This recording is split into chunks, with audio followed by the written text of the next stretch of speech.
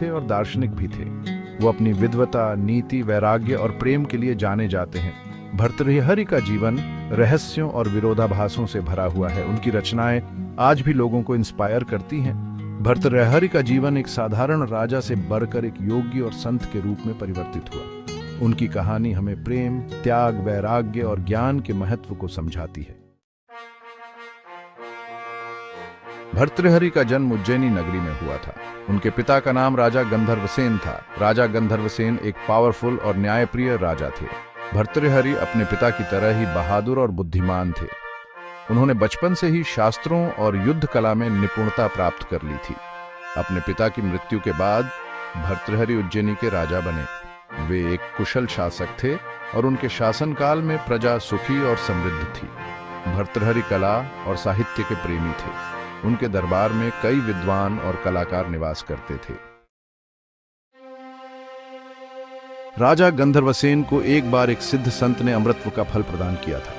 राजा ने यह फल अपनी प्यारी रानी को दे दिया। रानी ने यह फल राजा के प्रति अपने प्रेम के कारण राजा भर्तृहरि को दे दिया। भर्तृहरि ने जब यह फल एक साधु को भिक्षा में दे दिया तो उन्हें आभास हुआ कि सच्चा प्रेम और निस्वार्थता ही अमरत्व है। यह घटना भर्तृहरि के जीवन का एक महत्वपूर्ण मोड़ साबित हुई। प्रेम, त्याग और वैराग्य, भर्तृहरि का जीवन दर्शन। भर्तृहरि का जीवन प्रेम, त्याग और वैराग्य के द्वंद्व को दर्शाता है। एक ओर उन्हें अपनी रानी से प्रेम था तो दूसरी ओर उन्हें सांसारिक मोह माया से भी विरक्ति थी। यह द्वंद्व उनकी रचनाओं में स्पष्ट दिखाई देता है। जहां वे प्रेम की प्रशंसा करते हैं, वहीं सांसारिक सुखों की नश्वरता का भी वर्णन करते हैं।